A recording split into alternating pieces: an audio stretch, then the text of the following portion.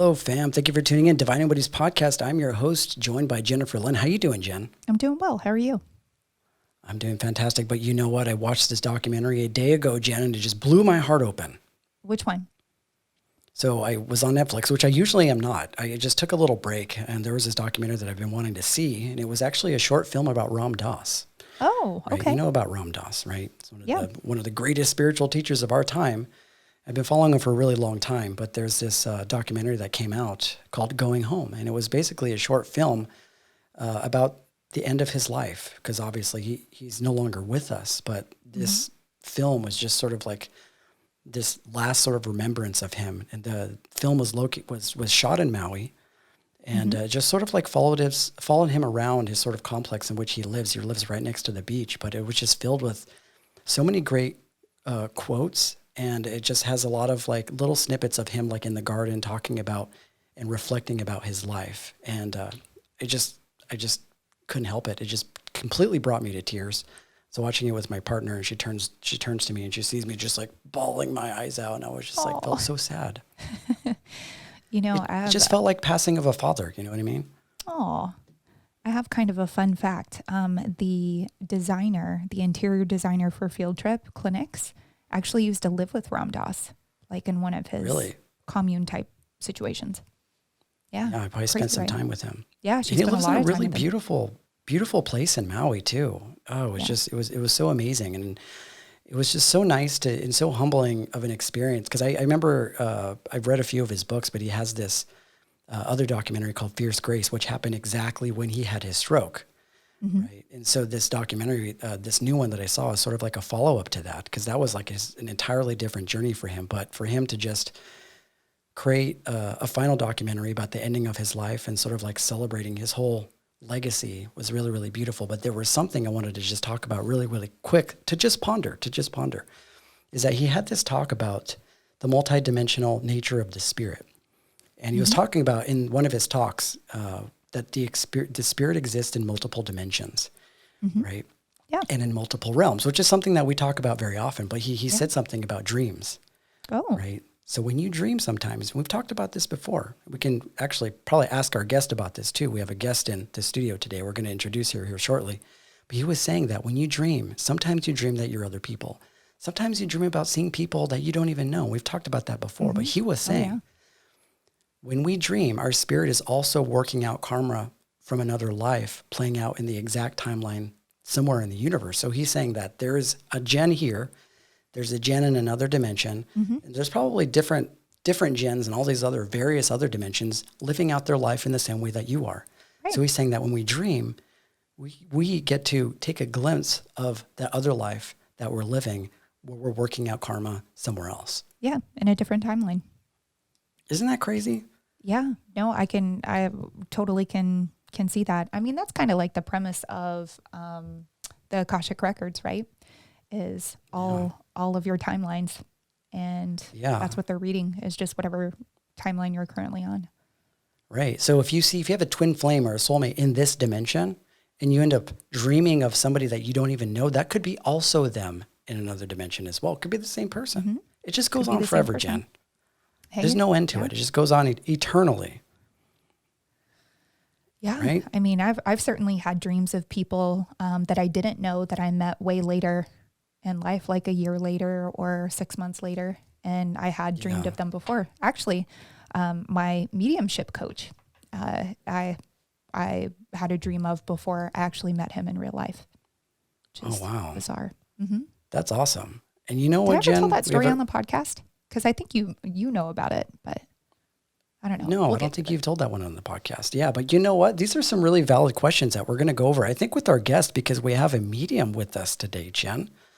We do. A medium, one of your cronies, right? Somebody on your path, because Jen's been studying mediumship for quite some time. So they're little soul sisters, probably. We're going to get into it here. I'm going to go ahead and introduce her. Really happy to have her in. We have a guest. She is a woman's intuitive coach and a certified psychic medium who helps her clients to embody their femininity, surrender, and thrive. She's been studying child and human development for 20 years. She studies somatic therapy and is a walking in your shoes facilitator. I'm curious what that is. That sounds cool. That does sound cool. Women work with her when they want to feel seen, understood, and develop greater sense of self-love. Her seeing process helps her clients recognize patterns that have been hidden for years and melt the ice around this energy, awakening their deepest desires and feminine power. And as a medium, she connects them to guides and ancestors, which is always good stuff. We're always interested in that kind of thing. And she does that while holding a space of unconditional love that grants permission to live in alignment with their truest calling. She's originally from Scottsdale, Arizona, but you know what? She's in Tulum right now, Jen, a place that we all wish that we can be right now, I'm sure. I know. I love Tulum. It's so awesome. I'm so jealous. Yeah. Oh, super jelly, right? Everybody, let's go ahead and welcome Candice Rebollo. How you doing, Candice? Hello, Eric and Jen. Thank you so much for having me on Divine Nobodies podcast. So grateful to be here. Yeah, you're so welcome. I like your last name, though. It has like a nice little ring to it. Rolls off the tongue. Candice Rebollo. That's how you pronounce it, right? Rebollo.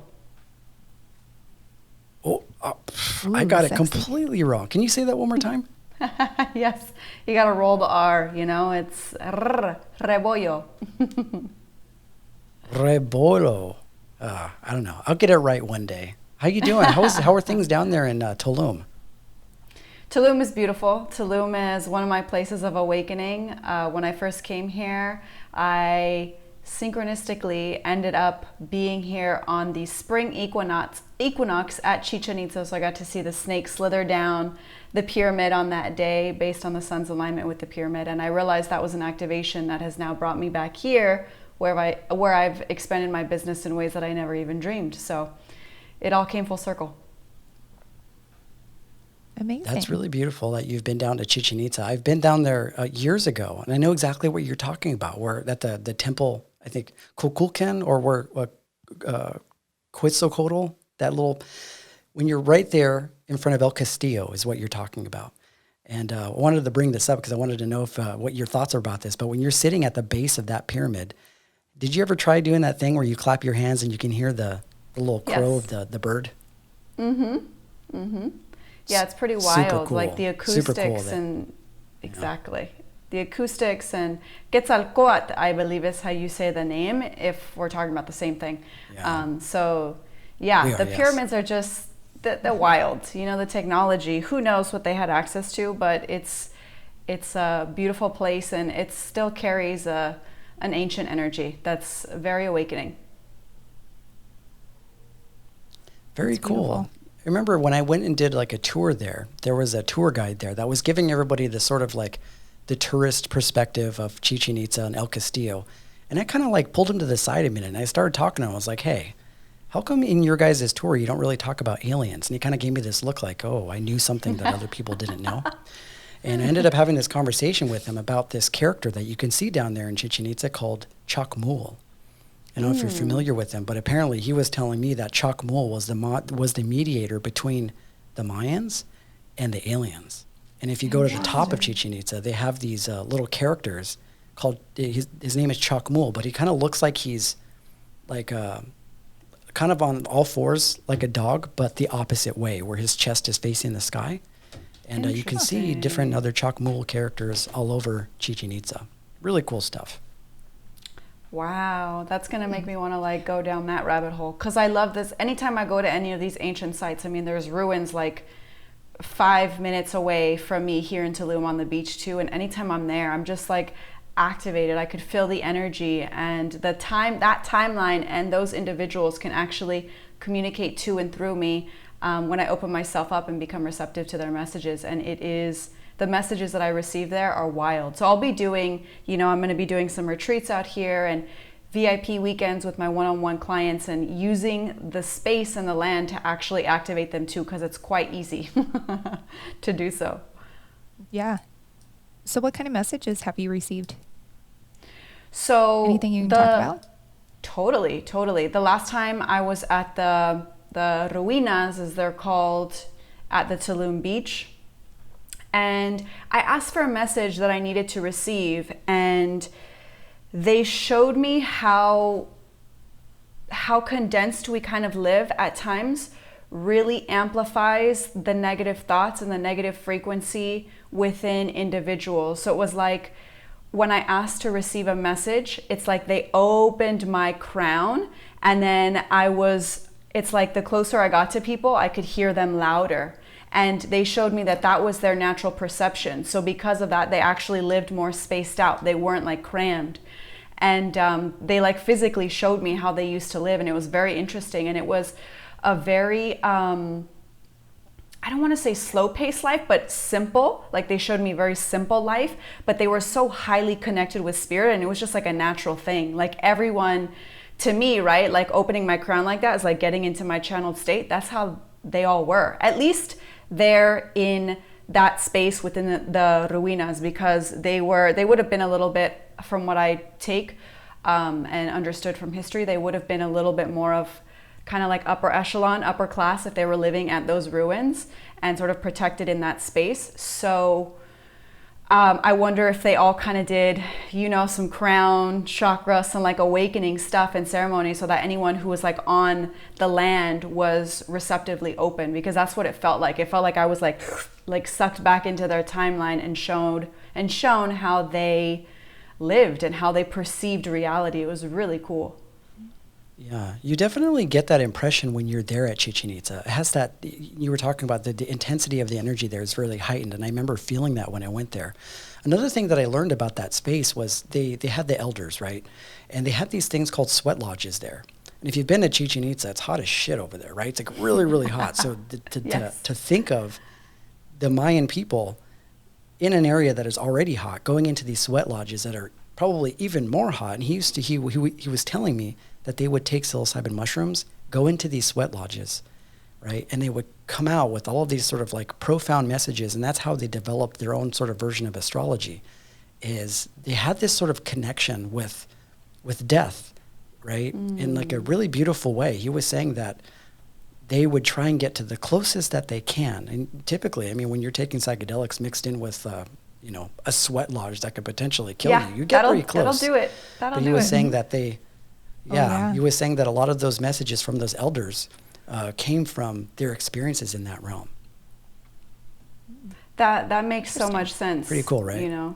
It's so cool. I've done a temescal ceremony myself out here, not a long one, not a super strenuous one, but I've done, not on mushrooms, though I wouldn't mind. And in the temescal ceremony, when you're in the dark hut, because it's completely pitch black, and then they throw in these big rocks that have been in the fire, right? And then they throw water and herbs on that, and that's what you're breathing in, and you're just like releasing and detoxing, and shit's coming out of your like lungs and your nose and like your sinuses, and like you're really clearing yourself out. And you will absolutely receive messages from spirit. I certainly did, and it was super helpful even in my business now. And then right after that ceremony, we went and we hopped in a super refreshing cenote, which is like the freshwater kind of underwater ground systems that we have, and the cenote is basically like a sunken in hole into that. So to go from like the steam and the like deep inside into the darkness and the fire, right, and then out into like the refreshing cleansing cenotes, really beautiful experience. And those cenotes are so refreshing too. I remember after I went to Chichen Itza, we went to the cenote called the Ixquil, which is like the closest one there. And it's like, you're right, it's like this huge hole that goes down. And they were even saying that they don't know how far it goes. It just goes down forever, So it's like a really beautiful thing. Oh, yeah. So, okay. So you have quite an abundance of roles, and we'll get into all of the specifics of what it is that you do. They're all extremely, really fascinating. So just following through your journey through social media, it's beautiful to see your gifts sort of unravel in the way that they do for you and the people that you help. So before we get into the specifics of your practice, I wanted to just invite you to share a bit about your journey into the sort of spiritual realm that you're in. What brought you into the realm of mediumship, and what's, inspired you to follow the path that you're on? Such a good question. I want to say mediumship found me sort of by accident. There's really no accidents. But I started to awaken when I was like 18, 19 years old. So I was starting to meditate more, and I was starting to receive these downloads. And I really couldn't explain where the information was coming from, and then I would instantly forget it as it was said. So I knew something interesting was going on. And I was receiving, like the name of my guide. At the time, I didn't really know, but I would keep hearing this name, Usanamin, and I was like, what is that? Who is that? And it wasn't until later, I synchronistically found my way into a channeling class, that I really got to dive into the connection and connecting with my guides and solidifying that connection and building that up to be very clear. And I was invited by my then channeling coach to take part in her mediumship course. And I was like, I don't think I'm ready for that. And she said, no, that I definitely was. She was sure of my connection with my guides. And that was like the external kind of nudge that I needed to understand that I was really connecting, and I was really gifted and really stretching at the time. And beyond that, even earlier than that, actually what kind of pushed me in the direction of healing and growth was actually having a pretty traumatic upbringing, growing up in an abusive household and having to constantly read my environment and the adults in my environment to see and feel who was safe on what days or not, actually led me to be able to read people very well. So what was a survival mechanism turned into a spiritual gift as I learned to heal with it and understand, what kind of energetic boundaries I needed to maintain a healthy connection to it, and not overtake or overread or overgive or just kind of overstep any boundaries to where I'm carrying somebody's energy, So it takes refinement. I've been channeling for, I think, over 9 years now. I have to like sit down and really calculate it, but it's like 9 or 10 years. So it's been a while. Yeah, it's interesting how mediums and psychics and people with these like gifts all have kind of the same story, all have traumatic backgrounds, right? Like that story definitely resonates with Eric and I because we have a lot of childhood trauma too. So it's pretty interesting how those experiences when you're young really shape who you are later and actually help you. They help you with your gifts and help you develop in ways that you have these I don't want to say coping mechanisms, but you have these gifts that you otherwise probably would have never learned. It's so true. And when you learn that your past is actually everything that you signed up for, when you start to really, go deep into channeling and be committed, your guides will begin to show you how you contracted this entire thing and how if you just move through it and heal through it and keep going and move past the resistance, the pain, the wanting to give up, the darkness, the shadow, if you can keep moving through that, you will find light, you will find abundance, and you will find your pocket of divine service that you're here to embody on the planet. Because it's kind of like the light worker persecution imprint, if you will, right? Like we all came here to experience pain because the pain is the portal. It's what we're here to turn around and then teach to everybody. So that's how I see it. And I see, like you said, I train psychics and mediums. It's one of my passions. So it's so similar. It's like alcoholic parents, sexual abuse, all kinds of trauma, abandonment, everything that you can imagine comes up in these courses. And when we're clearing out the channels and preparing them to really learn to connect to spirit genuinely and authentically. Yeah, and that's something that I definitely advocate, or we talk about a lot. I mean, just like Jen was saying, I kind of grew up around a lot of trauma as well. There seems to be this sort of this I guess curriculum that a lot of empathic people tend to go through when they go through scenarios like that. It's like when the ground is pulled from underneath you, and you don't have that sort of solid foundation that let's just say other kids have. You're forced to be really present, really hyper aware of your behavior, which if you have like a narcissistic parent or an emotionally abusive parent, you have to be really hyper aware of how you feel, right? What's in your environment. And I imagine that allows like a different type of integration. One, you're studying the world in a way that most children don't get an opportunity to so young. So maybe we're learning a lot faster, right?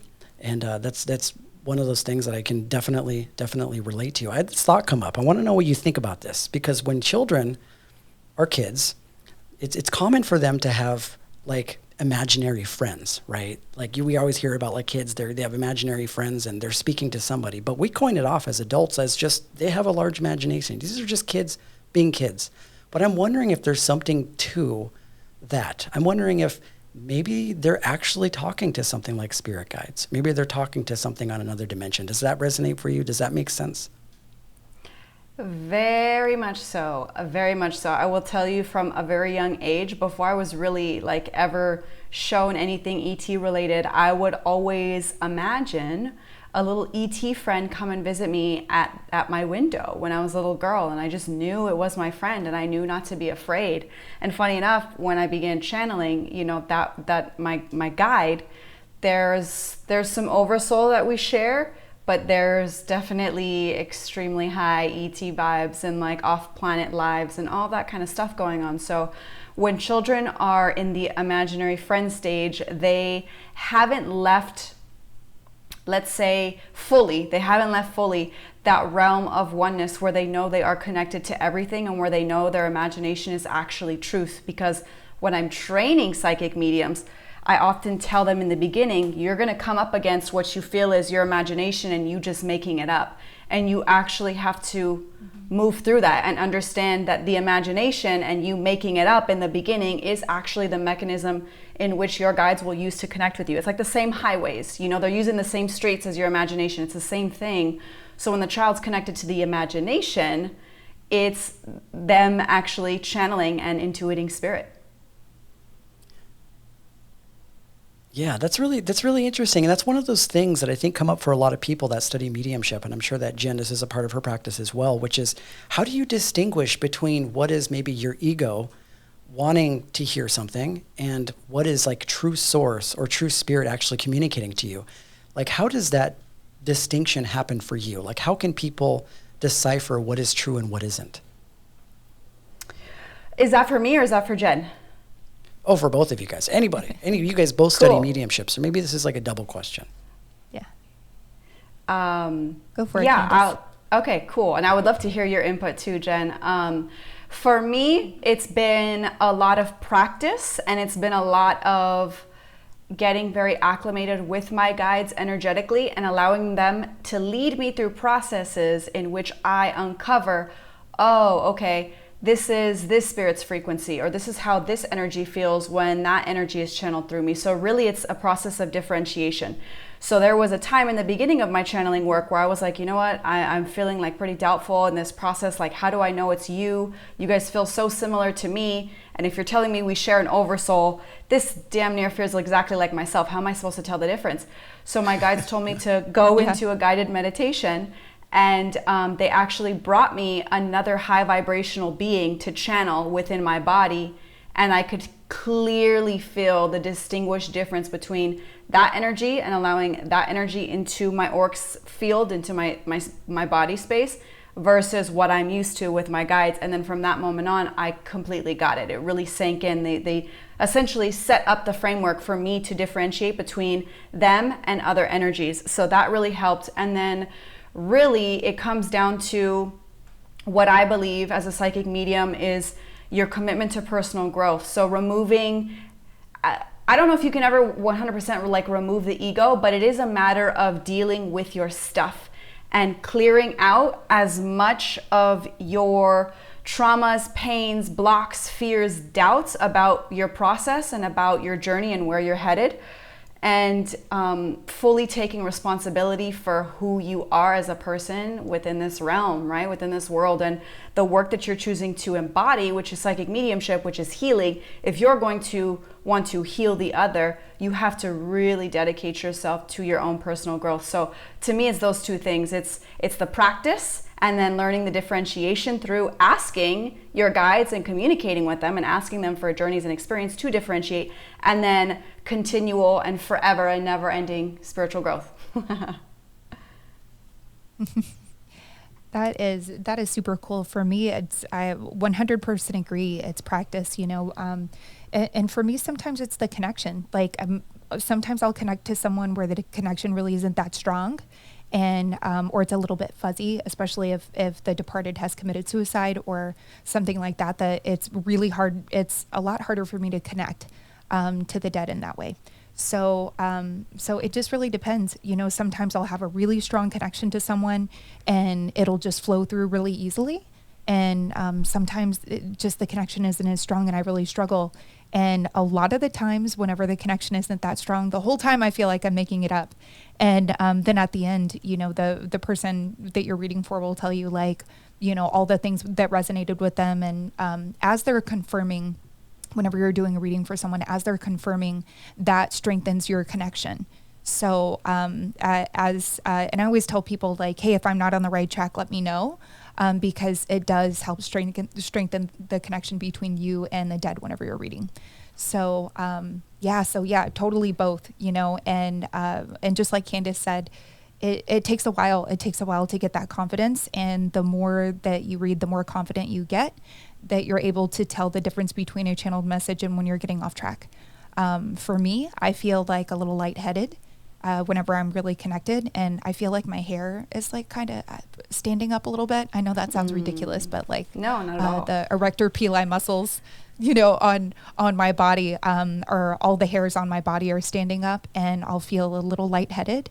And whenever I'm in meditation before I actually start to read, I feel like I'm on an elevator, like that feeling you get when an elevator is stopping and you kind of feel like your spirit rises up as your body is going down. I get that feeling. So I don't know. Candice, do you get any like physical feelings like that? I do. From my guides, that was more of a beginning kind of sensation when I was sort of calibrating with them. Like, okay, when I first started to channel, I literally felt like an airhead. Like my head felt like it was like, it would take up the entire room. And I was like, yo, this is uncomfortable, guys. Like a little less, please. Like, you know, let's adjust. Where's the controls on this? Because this is wild. But we got it. Because essentially it's like trying to push a watermelon through a water hose. And we're the little water hoses and they got all that high frequency over there. So to get it right takes some time. But then also, it did. It like evened out for me. And then I can mirror, I do mirror the energy that the soul is experiencing on the other side, whether they've crossed traumatically or not. And the beauty of how I kind of teach, it's like through my guides. So if there's a spirit that's had a very traumatic passing, it's not like I'm absorbing that or like afraid to touch that, if you will, because my guides are sort of like that filter, if you will. So it makes connection easier and almost like cleaner for me, because I've had mediumship sessions where I'm just like channeling and I almost forget like, oh, I didn't call in my guides this time. And then after, I notice a huge difference when I channel with my guides versus without them. There's a huge energetic difference for me. So there's that aspect. But yeah, physiological, you know what spirit tends to do to me? They'll like touch the tops of my little hairs and like my nose. So a lot of times when I'm getting ready to channel or am channeling, it's like my nose gets like a little itchy. That's kind of one of the things that they do to me. Yeah, that's really interesting. It seems like everybody that is into mediumship has a sort of muscle that is connected to extrasensory sort of maybe the functions that you have in your body, right? I think this has determined whether or not somebody is clairsentient, clairaudient. It seems like every single person has like a unique way in which they can speak to spirit, whether or not they're studying mediumship. Like for me, audio, like clairaudience, is something that's always been really, really, really powerful for me, like feeling messages through sound, like feeling messages through frequency. And this speaks to the reason why I got into sound healing, because I can feel a type of love and a type of communication that is happening through sound that I can't hear through touch or in other ways. So I imagine that everybody has like a very unique ability to pick up on these through these sort of extrasensory feelings inside of the body, right? Totally. You know, Candice, I have a question for you too. Yeah. For me, I'm super claircognizant, and that's why it was so hard for me in the beginning, because like Eric said, like I really did feel like, number one, how do I know this information? Number two, did I make it up? You know, and I don't really other than claircognizance, I don't really have any other strong clairs. That's really the only one, and sometimes. When it's a man specifically that's coming through whenever I'm reading, I can smell them. But outside of that, like I don't really get. I rarely get images. I never hear anything. You know, it's always just more of a knowing. So, what are your strongest clairs? And over time, did you maybe start with one and then other clairs started to develop, or Do you just have one that's pretty dominant? I would say, I can't say one's more dominant than the other because mine are all here. Like it's ears, it's third eye, and it's voice. Like spirit will just like, whoa, like all of a sudden have to like regurgitate some information to somebody. And it's wild because it'll happen fairly quickly. But I think, you know, if I'm to narrow it down, I think it would be the emotional mirroring and then the images that come. But I mean, I can also hear specific things too. I don't even know. I don't even know how to fully answer that. Like which let's say would be my most powerful. But that does beget a deeper question. Like, can we enhance the others? And I am a firm believer that if you are kind of going at something from different angles, I think you can invite it in, right? So it might be like, for some people, I know like literally some of my clients, right? Like they might be able to feel, like one of my clients, for example, she can just intuit information emotionally like very well, and it just flows through her, but she cannot see anything. And we kind of like did some lineage work, and we saw that the women in her family, because of religious reasons, completely shut that down.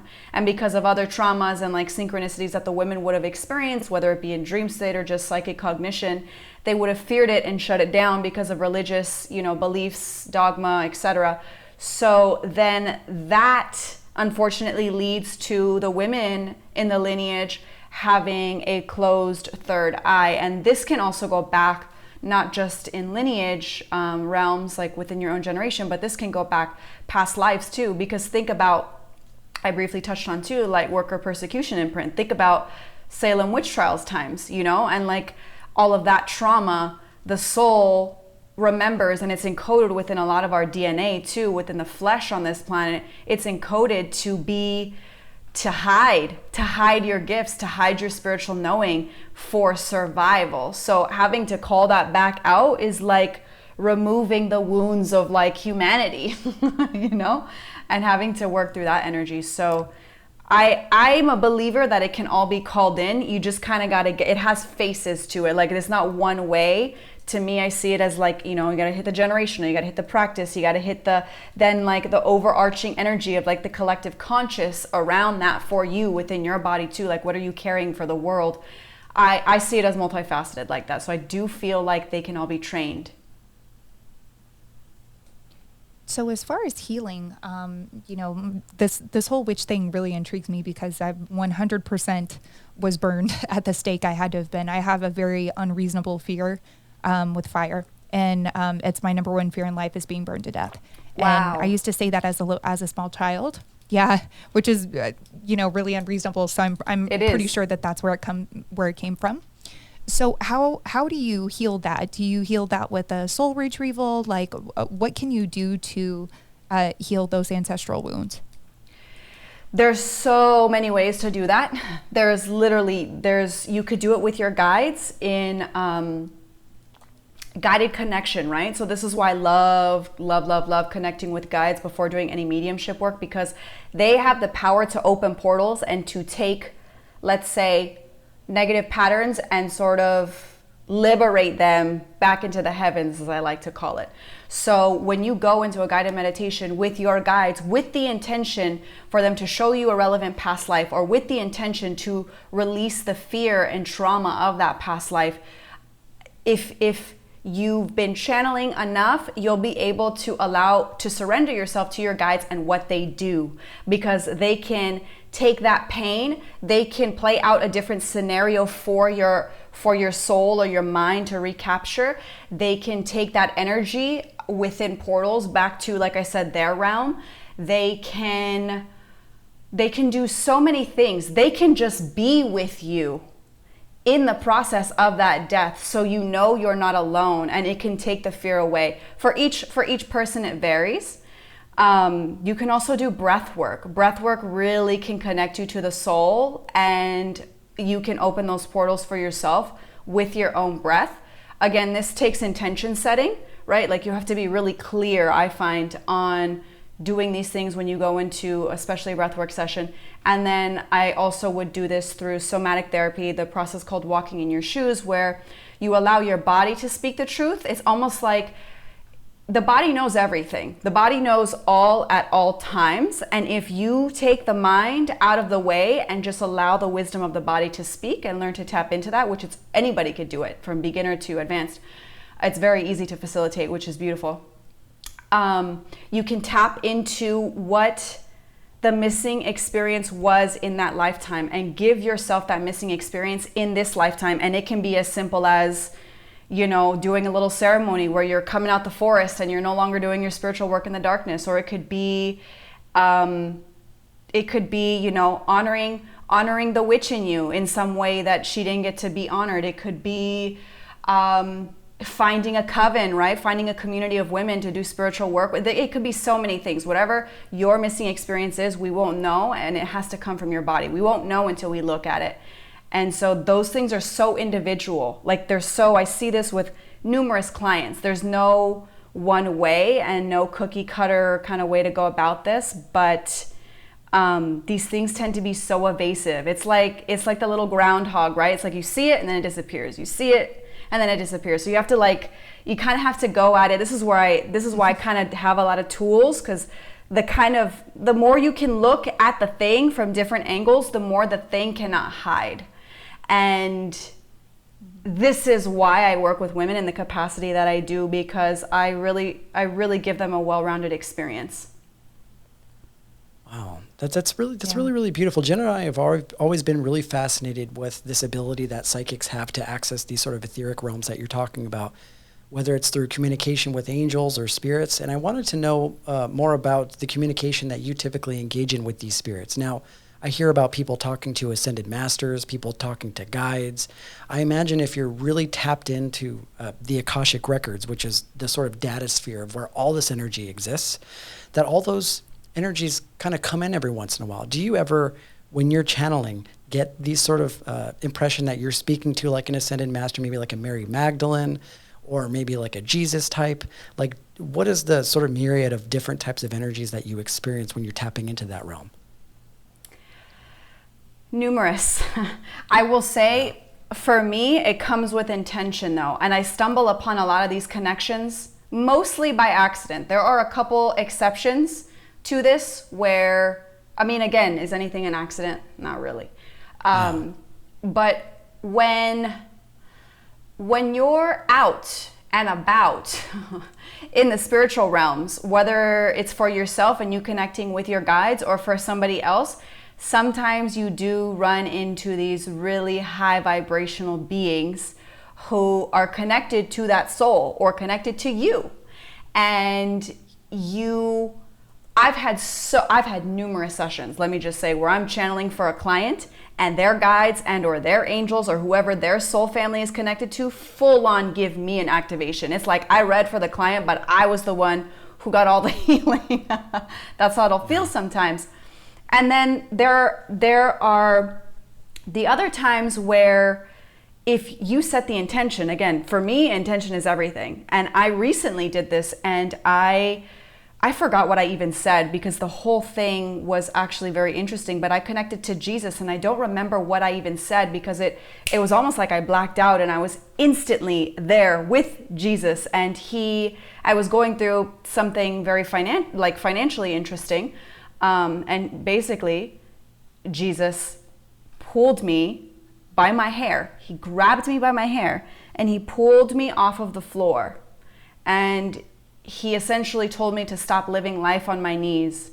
And he also told me I would never be broke again after that day, that was an activation. So I was like shocked, right? Because I had never tried to connect to Jesus. I almost felt like I'm a little bit of a rebel, maybe like more ET, maybe like the angelic, the Jesus realm, where connecting with Jesus wasn't my thing. But the moment I tried, I realized how connected I have been my entire life, and in fact, like my past lives, and how the familiarity of the Jesus energy when I was in that experience brought me to tears, because I realized in that moment, holy shit, I am much more connected to this spirit and this consciousness than I ever dreamed. And that was actually recent. So with intention, with love, and with with integrity, right? And sometimes like really just an open, innocent heart, because that's how I entered. I was like, okay, let's try this.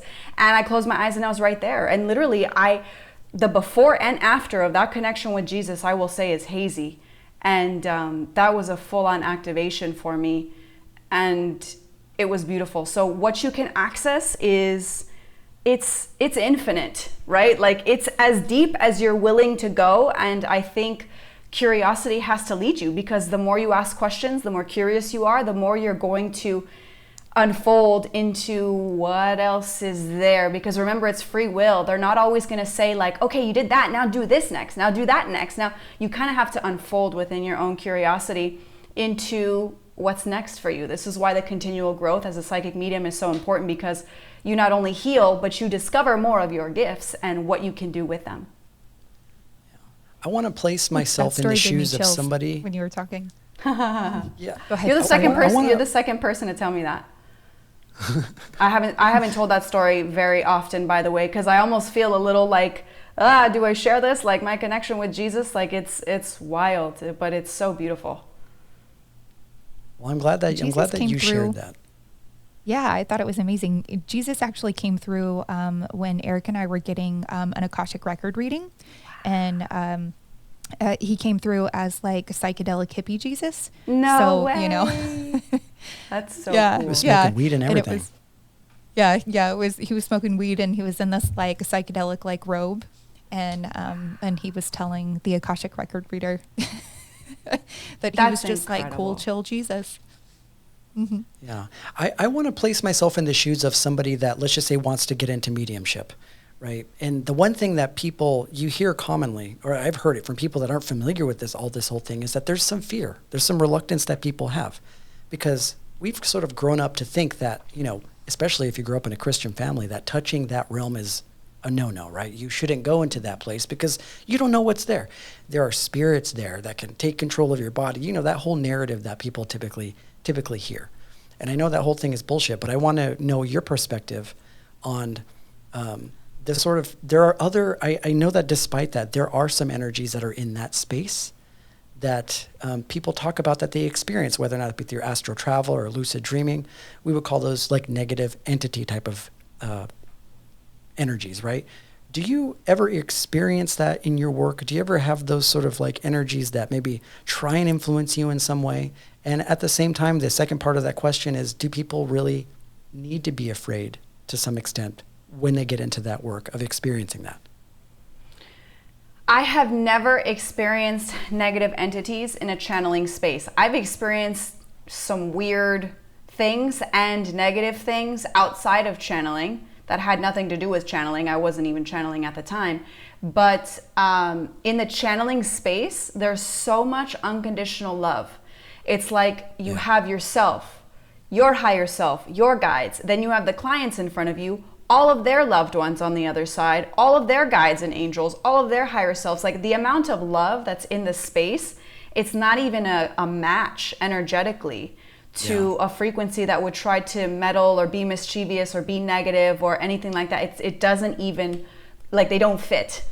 And that energy cannot mesh with anything or anyone in those spaces. So I have never seen it, and I've been doing this for a long time. Now, when you're outside of the channeling space, that's a whole, there's a whole nother conversation there, because you're not always in the realm of unconditional love on this planet. We all know that. We all know the duality we experience here. So when you're not under, I would say, that guise or that just like, lovey-dovey veil of like, my guides and how much they love you and like the lifetimes that they've been with you and all the lessons and the like, how much they're rooting you on and cheering for you. And that amount of love, like you can't replace that, I think, in any other spiritual practice. Like to connect with your own guidance system that you've had since birth, and it's meant for you to uncover, and no one can do the work like you can. It's like so special. So that amount of love is not, like I said, congruent with any negative energy. So really what people have really running is the fear of like, what if this is real? Like that's what the real fear is. Like the thought of like, oh shit, like, okay, if spirit is real, then what does that mean about life in general? That's what typically their fear is, because then they have to face reality from a new face, a new understanding, a new integration point. And that would oftentimes cause a collapse of certain beliefs and things that they're trying to uphold and control. And so that's typically where the fear comes in. Yeah, I totally resonate with that, because a lot of where that fear comes from is just traditional theology, right? Like traditional church theology, right? They tell you don't go to that place because those priests at the time have an incentive to keep you away from that place because it keeps you reliant on the church. And as I got older, I started to study more about the Gnostics, right? So the Gnostics were sort of like who we are now in this sort of dimension that we're in right now, right? They were sort of the Christian mystery school of it all. And once you study the Gnostics, then you start getting into the Gnostic Gospels, and then you start uncovering all these different pages of the original canon of the Bible that were taken out, like the book of Mary Magdalene, the Gospel of Mary Magdalene, like the Gospel of Matthew, like all of these different areas of the Bible that talk specifically about mystical states, right? And it talks about really openly about them having this direct access with the Spirit in the same way. And it's interesting because you're right, because I imagine once that spiritual realm opens up to you and you realize that there is a whole lot of love there, then it sort of like causes you to not be so reliant on these sort of dogmatic type of religions. And it allows you to kind of take life into your own hands and hold yourself responsible for your own growth and your own healing. And that's a completely different path, right? 100%. That's what it is. It's the responsibility aspect, because we've been conditioned into falling into a role that's really not our soul's path or our soul's given work, right? Like it's the work, it's part of the work, and that we're supposed to outgrow it. We're supposed to maneuver our way out of it. That's the work, but the taking the responsibility part is where people usually cower. And that's where I usually want to come in and say, that's the thing. See, if you tackle that thing right there, that's where your freedom lies. When you're up against your peak resistance and your peak fear, it's like this saying, right? Like the devil's at the doorway of all your greatness, right? It's like all the stuff is going to come, all the fear, all the negative things that could possibly go wrong in your life. They will go wrong when you're about to embark, or you're about to really integrate something really big and energetically shifting and moving in your life. So that's where most people want to like not turn the corner. They want to like, oh, say no, never mind. Like, no, that's not for me. But really, I mean, spirituality, who's it not for? It's for everyone. That's why we're here. We're here to literally awaken to the fact that this realm is spiritual. It's all interdimensional. We're here to play the game, and we're here to win the game, which is like awakening and freedom and full freedom and nothing less. That's how I see it. Yeah. And I think with the birth of technology and the amount of information that people have access to, I read this article recently about how millennials and Gen Zers are taking more of that path of considering themselves more spiritual than religious. Right. And I think with the recursion of like psychedelic medicine and like plant medicine and just our ability to look online and find the Gnostic Gospels and all these other sort of mystery schools online, people have access to more information than they had before. So I'm starting to see more people turning away from just traditional religion because it's failed a lot of us, right? This idea that you have to rely on something other than yourself in order to find that sovereignty. And taking your own journey, whether it be through your spiritual practice or through meditation or through plant medicine. And it's a really beautiful thing to see our community come together. And you can see kind of the birth in this realm and this sort of time that we're in, where people are gravitating more towards what you're talking about with this like radical self-sovereignty by, like holding yourself accountable for your life. You know what I mean? Yes. And I believe, I'm sorry, Jen, go ahead. No, go ahead. I actually forgot what I was going to say. No, I was just thinking about that, what Eric was saying and how that plays into something that you said earlier too. And you're like, yeah, whenever I connected to this Jesus energy, I had never really wanted to or thought about connecting into that energy.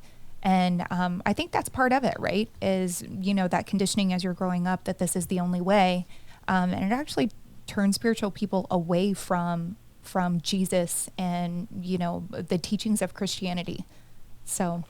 Seriously. And then how he's showing up for you guys and how he shows up for me, it's like, man, that's literally the homie. That was like literally the man who came to embody all the pain and show us what enlightenment was and that it's possible, and literally carved it out, is what I see it as, like carved out the enlightenment process for the collective conscious to hold, so that it's happened in our time, in this kind of newer era. So it's possible, and it's what we're all kind of, I think, whether we know it or not, headed in that direction, headed in this elevation and this new plateau, ascension.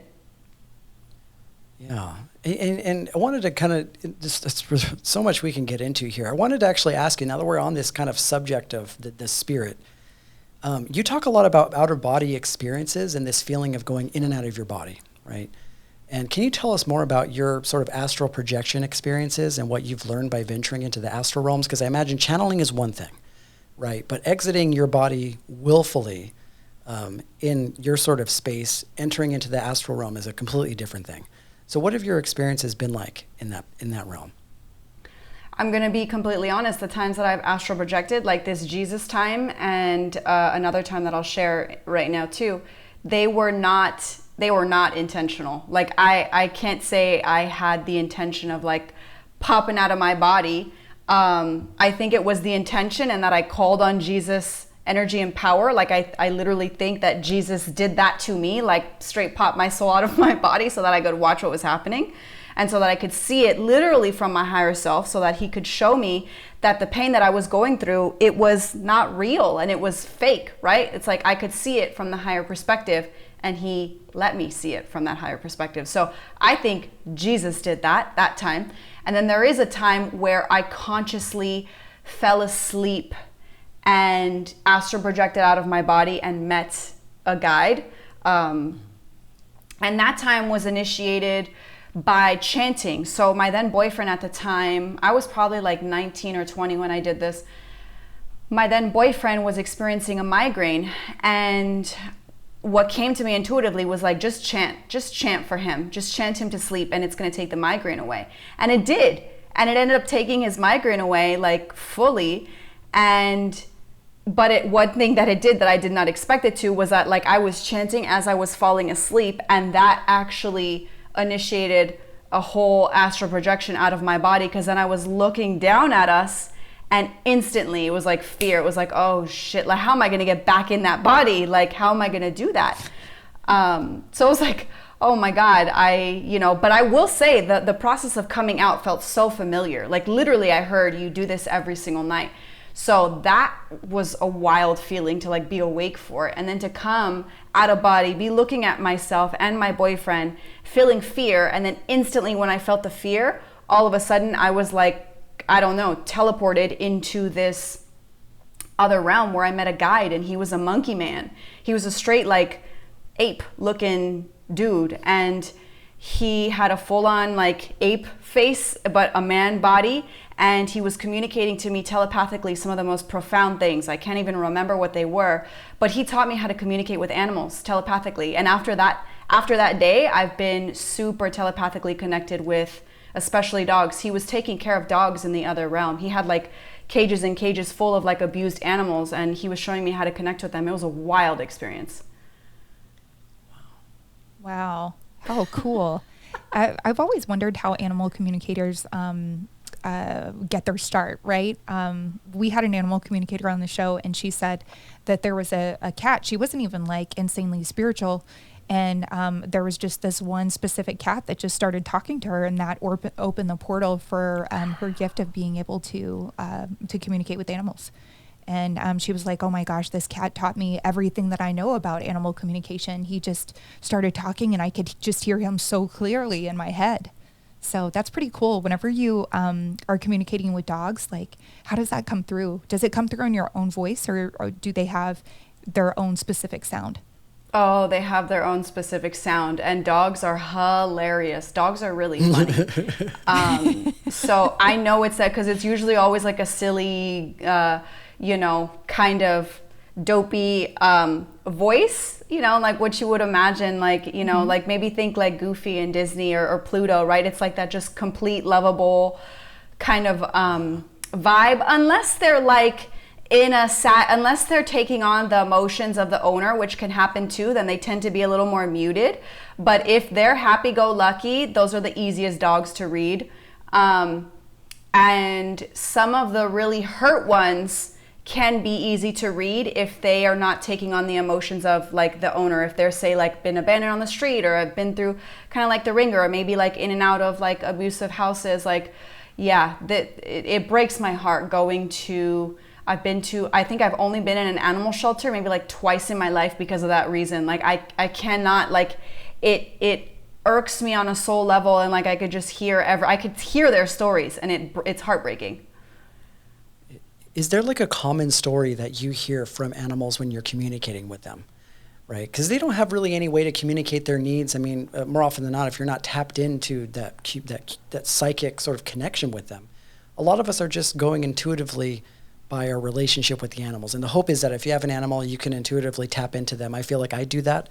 But, that message isn't always clear. They don't speak English. So do you get a vibe for the type of things that they communicate to you? Is there like a common thread amongst them that you pick up on? I mean, I actually read for a couple of Frenchies not that long ago, and one of them, like the more dominant one, was very much like mine, like very like possessive. So like his energy, right? And it varies dog to dog, but his energy was very like mine. It's mine. This is mine. That is mine. Dad calls me a king, so he took that seriously, and like he's the king. You know what I mean? And that's like how he embodied life. And he even thought his dad's woman was his woman. Like, that's mine too, you know? And so became very possessive when the girlfriend was around with the other dog. So it was like this whole thing. Like, the dogs, they understand us. They understand us better than we understand them. So now when you're talking to your dog, I don't know how this works, but they understand. Now, will they listen? They don't oftentimes care to listen, because they, they're an animal and they get to do what they want, and they will. But they understand us more than we understand them. And how I pick up on that energy, it's very similar to like how I would pick up on any other spirit or guide or energy that I feel with somebody. It's just kind of like, it's like a thought that kind of breezes in that I know is not mine. And again, it tends to come in a really funny way, right? Like when I'm connecting with that Frenchie and it's like mine, like everything is like, it's just funny. It's funny because the dog's like really possessive, and you can see it and feel it, and that, that doesn't belong to you, and you can like feel that essence. You can feel the energy the dog is carrying and his little thoughts, and it's really cute. That is so funny. I have a dog like that too. We have 2 dogs, and one of them is super possessive and has a bad attitude. And I tell him all the time, I'm like, stop being a dick to your brother. God, you're so mean. And he's such a dick. But, so sorry. I just had one kind of story to share, and I wanted to ask you a question about this, because I've never, I love animals, and, I always talk to my animals like they're people and whatever. But there was one animal in particular that did talk to me, and it was on a total fucking accident. I was leaving a concert, and there was a woman standing, like she had like a lawn chair or whatever, and she was sitting there in her chair, and there was a dog sitting next to her, and I heard somebody say, "Hey," and I thought it was a person, and I turned around, and it was this dog, and this dog told me, "I'm not having a good time." And I was like, "You're not having a good time?" So I said that out loud, and my husband was with me. He was like, "Who are you talking to?" I said, "I'm talking to that dog. He just told me he's not having a good time." That is and hilarious. I started laughing, but I was drinking, and I think that like you must be unintentionally kind of open to things whenever you're drinking for, things to slip through.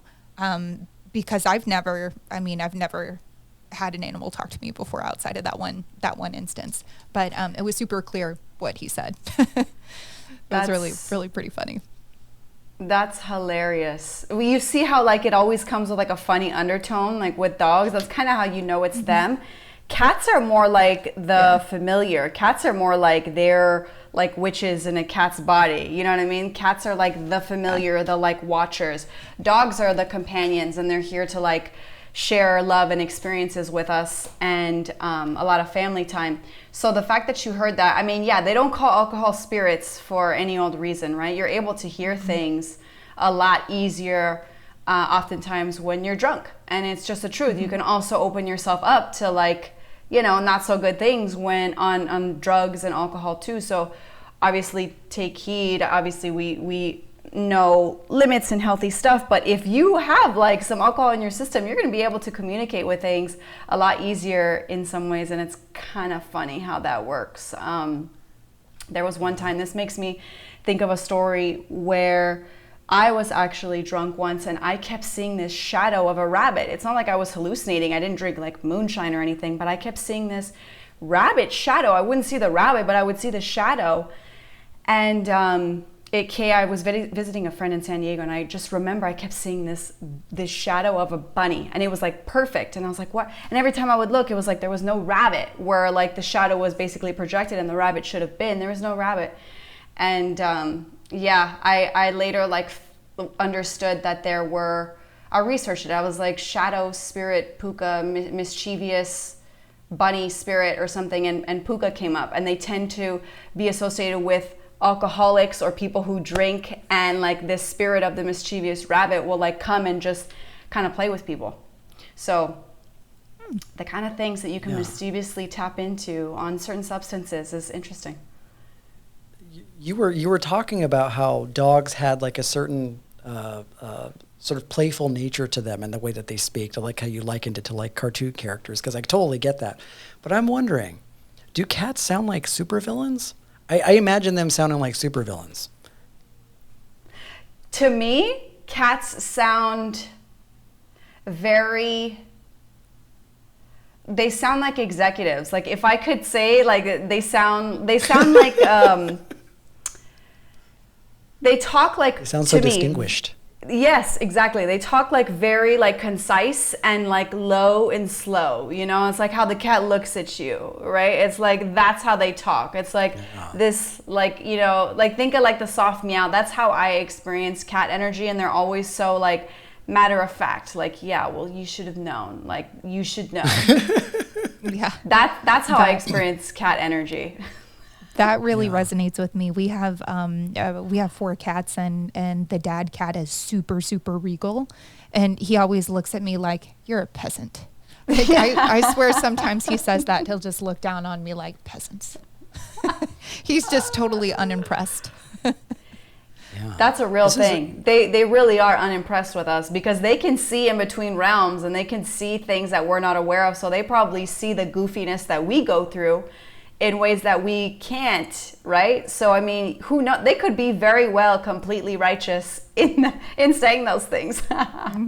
Oh, yeah. I completely agree. Actually, fun factoid, I watched a documentary a couple days ago. I have actually a couple different facts about dogs and cats that I didn't even know before, which is really interesting, is one that dogs' senses are so strong, right, that they can hear things, obviously, that we can't hear. But a lot of people know that, right? But the one thing that they mentioned in this documentary was that a dog can hear the sound of your heartbeat, right? It knows the BPM of your heartbeat. So essentially, all the time, the dog knows how you're feeling. It knows when your heartbeat's really fast. It knows when your heartbeat's really slow. And because it has the ability to tap into the heartbeat, it adjusts its behavior around your temperament, which we hear that a lot. It's like your dog will sort of mimic the energy that you put out. And I looked at this as like a very spiritual, very psychic thing, because a lot of people for the longest time had no idea that this was happening, that the dog senses can tap into the organs and the smallest little things in your body. It's essentially like a psychic type of energy where they're able to tap into your physiology and adjust their energy around you. And then the other thing that I learned was cats, for example, apparently they're tapped into the electromagnetic sort of toroidal field of Earth. This is the reason why when you're out in nature with cats, they could actually travel up to, including to like maybe 10 or 15 miles and find their way back by following the electromagnetic current of the Earth, which is completely interesting. And the reason why I found that out is because there's this guy that brings his cat like on trips with him, hiking into the forest, and they go for miles and miles and miles. And on the way back, the cat leads the way back. Wow. And it's insane. It's insane that they're tapped into the earth in that way, you know? That's so cool. Super cool. That's so, so cool. And I mean, that makes a lot of sense to me. In a lot of ways, you know, I mean, each animal has its specific gifts, but that's an incredible one that cats have. I mean, to be tapped into the electromagnetic field like that is pretty incredible. That's kind of awe-inspiring. In the fact that they have like science backed behind it. This isn't just some sort of fluffy new age shit. Like they have people at universities that are studying this stuff, which is really, really cool how the spirit is sort of making its way into our regular everyday sort of three-dimensional reality. Right. Yeah. So I wanted to, just for the sake of time, I wanted to alternate just to a few things involving your healing. Right. And, which is what I'm really, really interested in, this aspect of your work. So there was actually a post that you shared that really captivated me. It was on Instagram. And it was a short clip that you had shared of you in a healing session with a client. It was a video. And your client was laying down, and she was clearly going through some type of powerful release or a purge or of some type of emotions.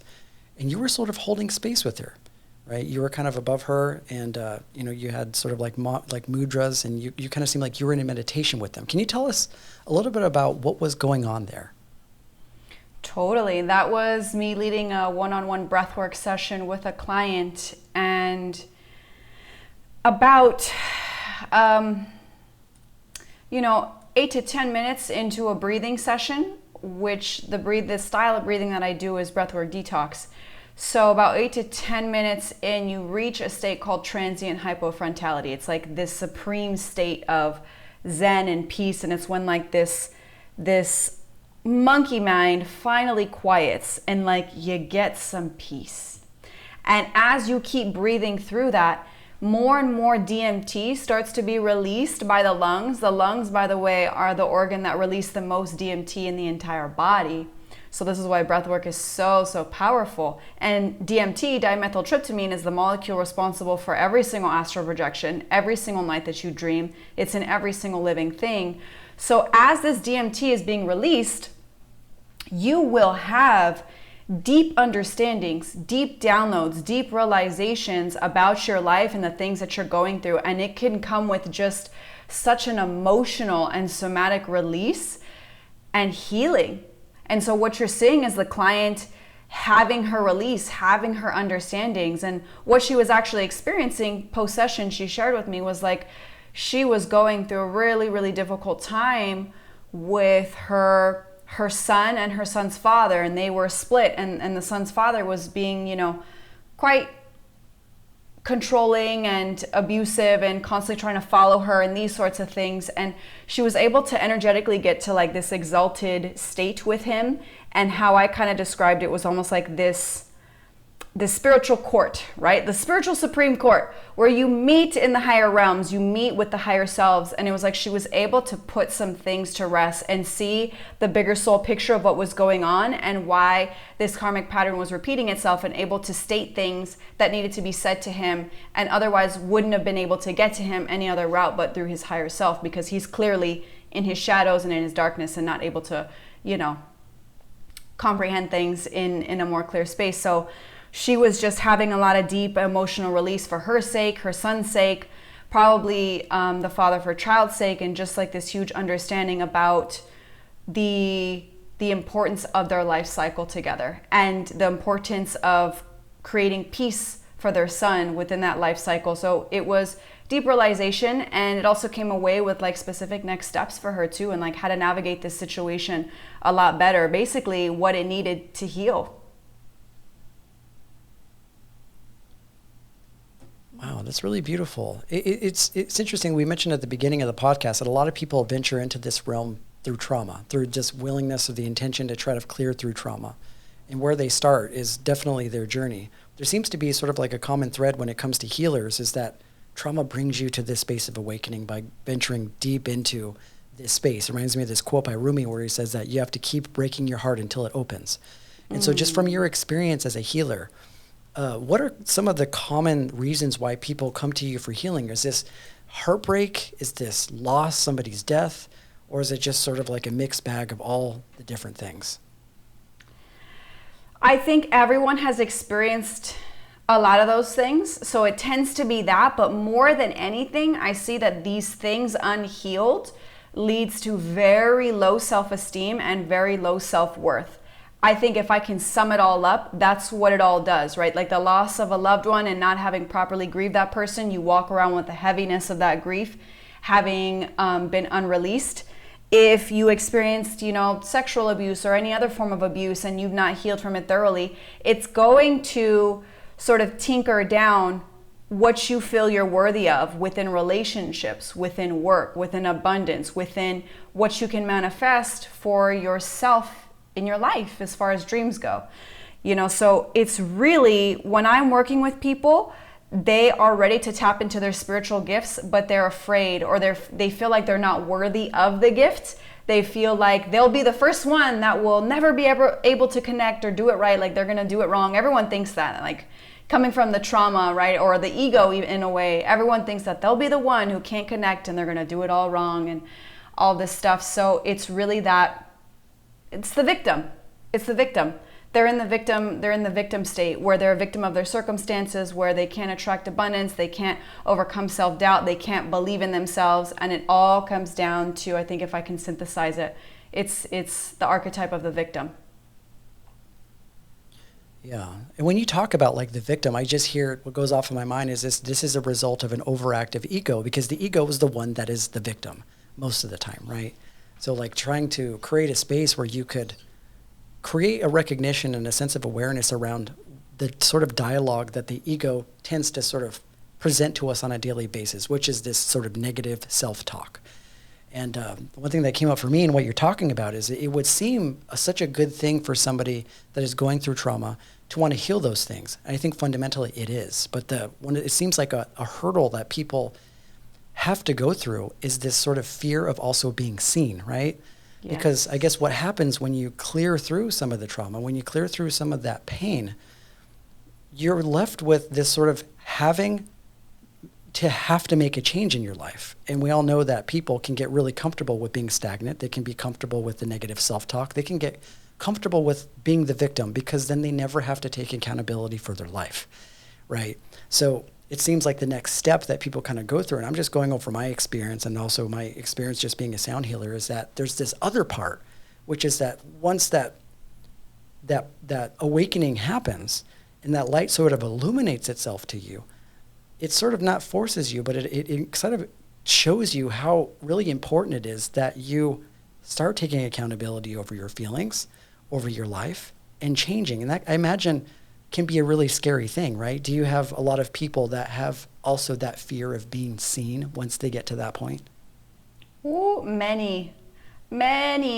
I can't tell you like how many consultations I've done with clients where part of them is so in and they're like, yes. And then, you get to like, okay, and it's going to cost this much to commit to the program. And these are the things that we're going to do. And then you just like see them shrivel. A lot of people shrivel when it comes down to money.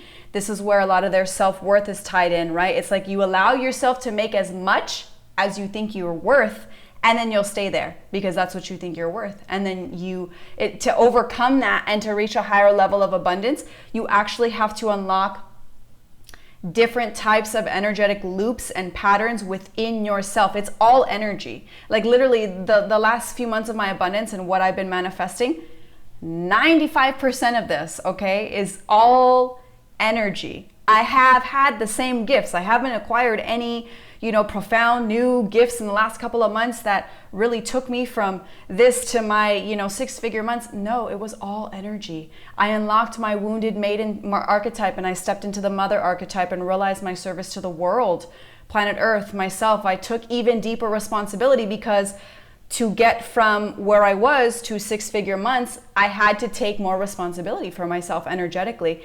And the moment oftentimes you start mentioning money and like package costs to people, they shrivel and they go back down into their like, oh, well, I can't. No, that's not for me. Oh, I'm really like, I'm this, I'm that. And they just repeat the ego's patterns. Like you had mentioned, Eric, they repeat the victimhood story of the ego that says, I'm not enough, I can't have enough, I want that. And people don't understand, when you want something, but you tell yourself you don't have enough money for it, you're solidifying that belief even more.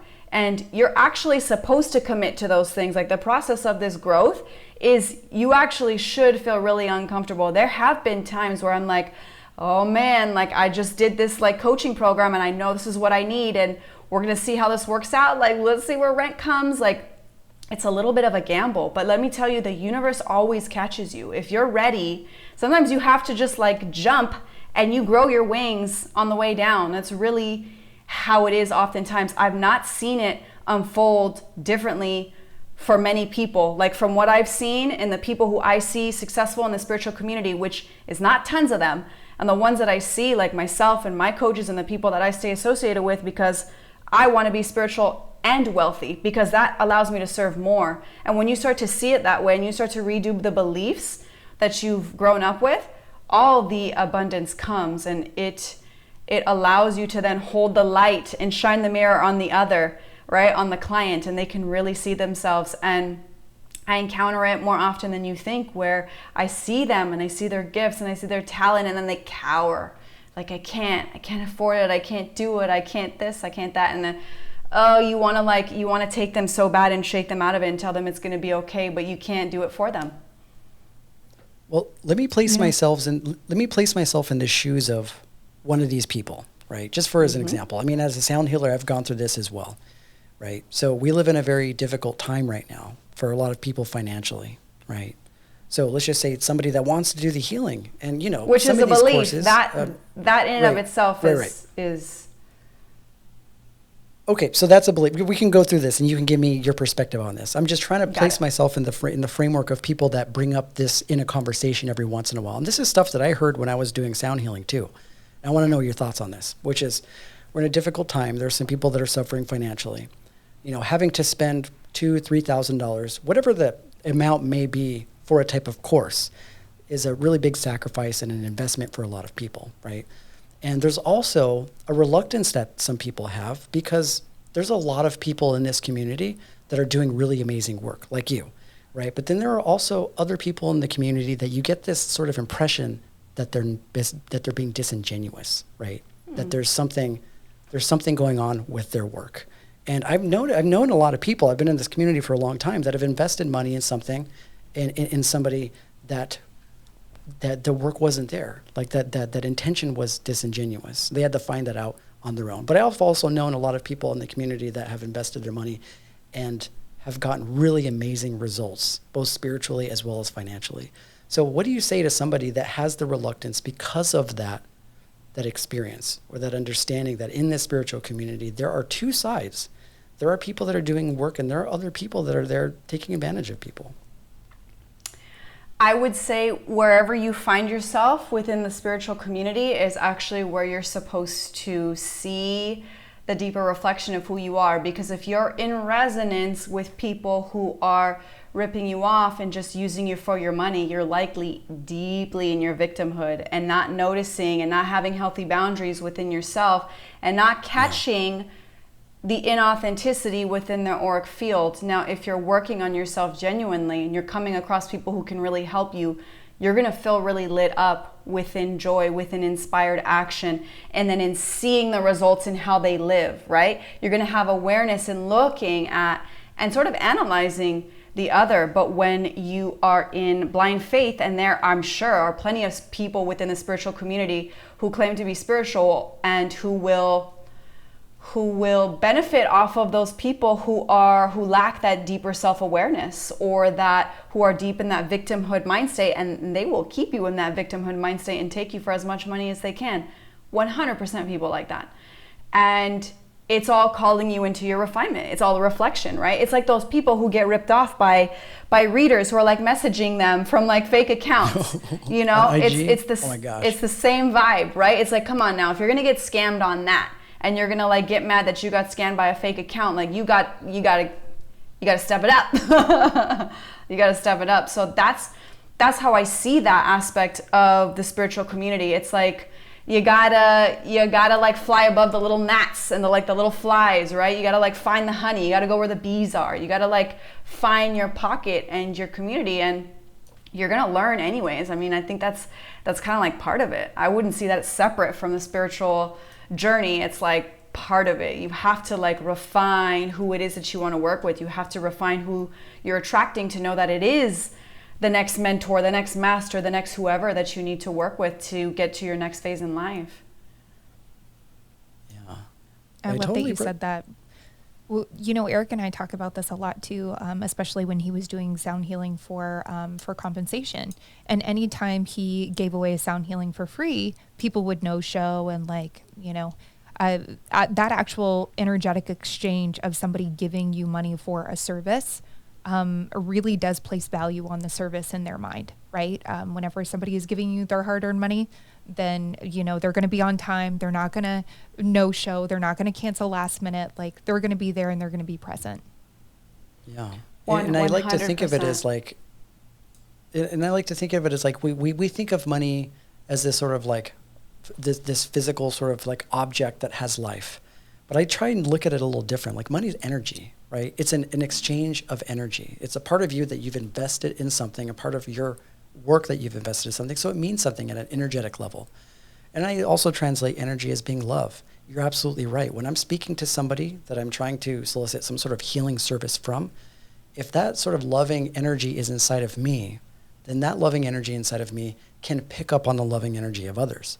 Right. So when I'm sitting alongside of a healer, whether or not be a psychic or a medium or whatnot, and I have a conversation with them, I can intuitively feel the goodness in them, like the love in them. So I know that that energy is there.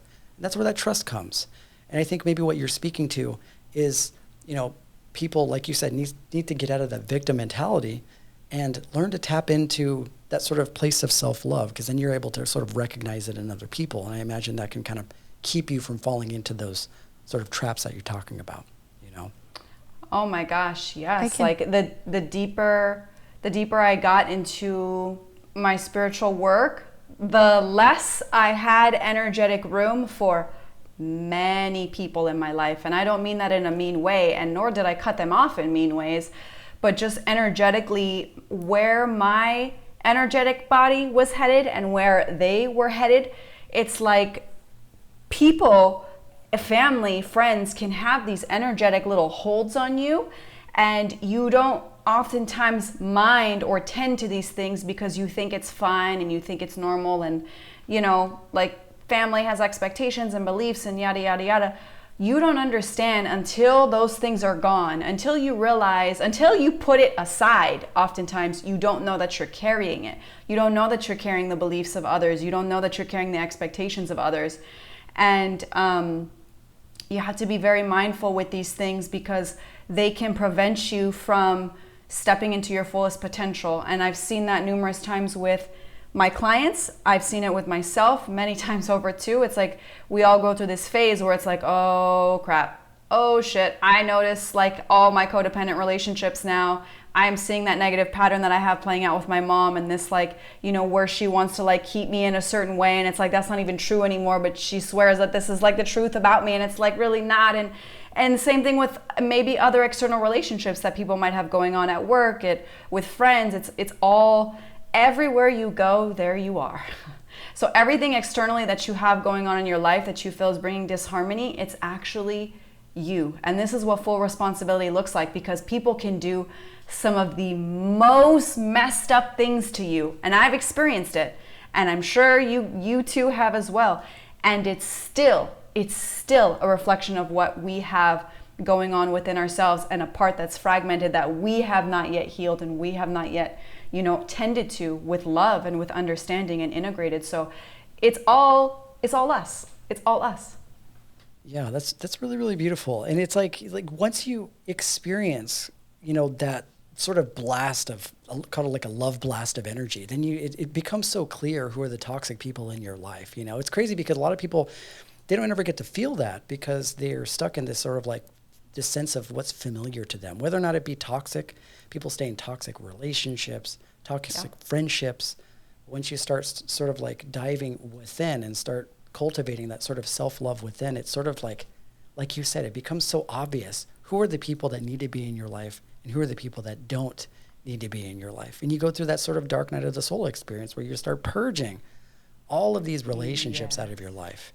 You know, and you may be alone for a little bit, you may be alone for a little bit, but you know what? Like, you will attract the people that are meant to be in your life, the tribe that you're meant to have in your life by just radiating that love, right? Mm-hmm. Exactly. Absolutely. Exactly. The cliche, your vibe attracts your tribe. Mm-hmm. Oh, I love that. I love that. And we have to, and that's the same thing. Like, see, people don't understand how some of those toxic relationships that they think they're just allowing to stay because, you know, they don't want to like hurt the other person or they don't want to cut them off. Keeping that person in your life is oftentimes blocking your money, or keeping those people, keeping those toxic relationships. That's blocking your abundance. That's blocking your flow. That's blocking your spiritual gifts. They're taking up too much energetic room within your Nadi system, within your energetic field. And the new things can't get to you because you want to hold so tightly to what you think you need to have.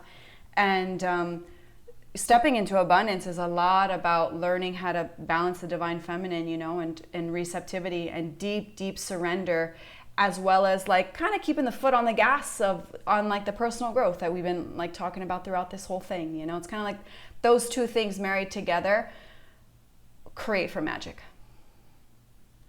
That's really beautiful. You have a quote that I wanted to kind of get your perspective on, and it's on your IG. I read it and I thought it was really powerful. I'd like to know your thoughts on it, what it means to you. You said, "The extent in which you intimately know your pain is the same extent in which you intimately know your pleasure."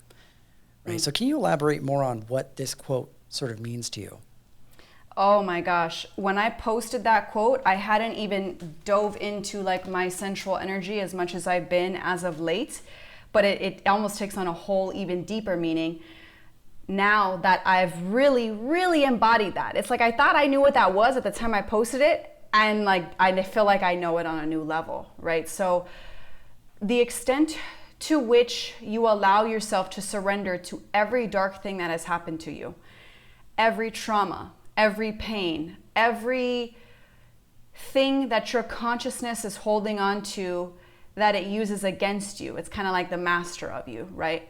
If you flip every single one of those stones and rocks and hard things over and consciously choose to look at it and heal it and integrate it and see what it needs and see what its missing experience was and what you never got out of that situation that you truly needed, whether it was as a child or as an adult, and you give it to yourself, you experience and make way for a whole new way of living, a whole new way of experiencing joy and pleasure in your life. And really the sensual and the tantric way of life is just the pursuit of joy, just the pursuit of pleasure, right? It's not as sexual as people think, though it can be, and there's an element to sex magic too, but really the more you allow yourself to pursue pleasure in life while you are actually doing the deep spiritual work, this is actually such a beautiful place to be in life, because you're not only focused on the pain, but you're like, okay, I'm dealing with this and I can still give myself the things that make me feel amazing. I deal with this pain here and that's how I've been living my life, especially since I got to Tulum. And it's been the most financially rewarding thing. It was like the missing key to my abundance. It really was. It was like, again, I thought I knew what it was, and I only knew like 25% of it. The more I dove in even deeper and looked at even more of the relationships that I had already thought I dealt with, right? Like a pattern with my mother came up that I really needed to see. And instead of like cowering or pretending like it's nothing, I really dove in. And I could have pretended like it was nothing because I'm living far away, right? So it could be quote unquote easy to ignore. But you don't ignore, you understand how that relationship has caused you to not have any boundaries in your life, or whatever the lesson is. And then it makes way for, boom, all your abundance, all of your money, that dream that you've been, wanting to manifest, the person who can help you get there shows up. Whatever it is, it's like as you make way, as you clear out the old, you're left fresh and your auric field is left open and receptive to the juiciness and yumminess of what's next in life. And it's good stuff. Life is meant to be joyous. And I've realized that as of late. I had deep programming around life needing to be this sad, miserable thing for me to feel alive in some like screwed up way. But it's for joy. We're here to experience joy. Don't believe the hype. It's funny. As you've been talking, I've been making notes of things that that I need to work on, right? And that was actually on my list. And as I was thinking of it, you were saying it about the patterning with your mom. So, and that's like number 6 on my list. Yeah. So this has been wonderful. Like having you on, we could talk to you for another hour. I mean, you just have so much knowledge and everything is just flowing through you. It's almost like you're channeling while you've been on this podcast. It's really cool. It's true. It's true. Yeah. This is, I mean, it's what true. I love doing. It's what I love doing. I have a very active throat, and with spirit on my side, like I said, spirit is in everything I do. So the information will just flow out of me. I could talk to you two for hours. You're amazing to talk to. This podcast, this platform that you guys have created, I love it. You two together are like, I get it, I see it, I understand why the two of you do this together, because you guys are really dope together, and I'm so grateful to be here. Oh, we're so happy to have you. Thank you so much for coming on. Yeah, it was such a beautiful journey. We covered so many different things. We'll have to have you on again. But before we let you go, I wanted to actually just get into a few more things if we could. You have a third eye activation breathwork detox that, according to the schedule, is happening tomorrow, which is on the 24th. Now, we won't be able to get the episode out by that time, but I imagine that you'll have more of these type of things, right? So can you just kind of give us a brief sort of outline of what it is that you go through with your clients in this workshop? Wonderful question. And yes, the plan is to offer them at least twice a month, bi-weekly. Sometimes things might get in the way depending on if I have a retreat or, things. So 1 to 2 times a month is about how frequently I'll be offering them. And it's a wonderful way to get a snippet of how I can connect you to your guides on the other side. So really, I create the energetic container for you to be able to receive information from your higher self, from your guides, from your crossed over loved ones within this breathwork space. And I lead you through the breathwork style, the practice, what you'll need to be aware of going into the breathwork so that you could really unfold and let go and just surrender to the power of the breath. And it's a guided experience, from the music that I choose to everything that is said during the breath work to encourage you and keep you breathing through the process. But you're eventually going to have a huge breakthrough and a huge download, whether it's an emotional release, whether it's putting down baggage you've been carrying, whether it's receiving a very specific information or message from your grandmother on the other side, say, or you get a visitation from your crossed over father. And this is where it becomes really powerful, because oftentimes when people are working with me, it can take them a couple weeks to feel like they have like, ooh, okay, I have a tangible experience in this training, with me as I'm training them to be psychic mediums. Whereas in a breath work, you give me like an hour of your time, and I promise you, I don't mean to like stroke my own ego, but I will hit it out the park. You will experience your higher self or a loved one connecting with you and feeding you the information that is needed for probably an important next step in your life. And also whatever it is that your intention is coming in, because intention, as I've said numerous times probably throughout this interview, is like intention is everything. So if you intend to connect to a loved one, if you intend to receive a specific information, say about what's going on in your business or your relationship with your mom or whatever it is, you're gonna have the activation to be able to see into, to feel into, and allow yourself to receive whatever information that's important for you at this time. And each breathwork experience is different. So don't think like, oh, okay, well, I did one. Cool, that was amazing, bye. The more you do it, the more intuitive you become, the more your third eye stays activated, not just in that instance, but you learn how to then navigate the waters with this new sense of awareness and how to fully integrate it. So I have a lot of returning clients who keep coming to my breathworks, who say don't want to fully commit to my one-on-one coaching or maybe my courses, but they'll keep coming to the breathworks because they're receiving new downloads each and every time. So are you doing these in person only, or do you do them virtual as well? This one is actually virtual. So I'm in Tulum. Okay. Most of 95% of the work that I do is all virtual. So the one-on-one coaching, my courses, my live virtual breathworks, it's all via Zoom, and it's very powerful. And I've received downloads to do breathworks at Chichen Itza, at the ruinas on the beach. So like these activating places, I've done retreats and breathworks in Sedona at some of those vortexes, and that's really powerful. So location can be extremely powerful. And also, I think that's kind of why, like, I'm supposed to be in Tulum at this time, because I'm activating and sort of sending energetic code to those that I'm working with the awakened sort of energy here, because there's a lot here. Emotions are so easy to access here. The water runs everywhere. There's water underground. It's humid. It rains a lot. Like, the water and the emotion is just so accessible. So it aids my work. The physical location actually aids my work. So where do people, if they want to find your work? I know we have your IG at Candice Rebollo, but are there any other places that they can look to participate in that?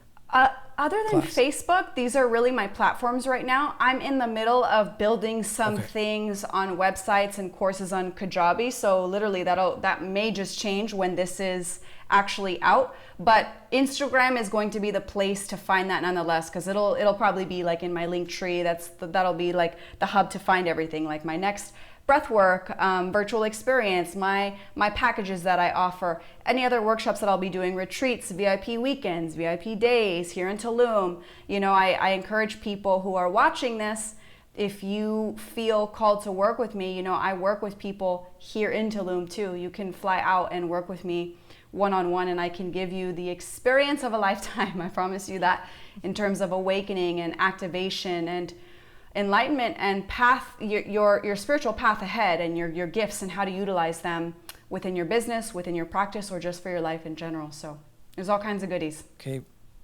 Really beautiful. Okay, so just like she said, she can be found on IG. We'll put it in the episode description, so you can click on a link that'll take you directly there. You can tap into her link tree and find that information. It's under Candice Rebollo. But now we're talking about this, before we end the show, I wanted to I'm trying to get as much information as I can from you, Candice. Okay, so I wanted to ask you this last question to kind of leave with our audience. So there are a lot of people in life, I mean, they would say that this is a really difficult time to be alive, right? You got the pandemic that people are kind of trying to move through. There are a lot of, got inflation, just 3D stuff that's happening right now.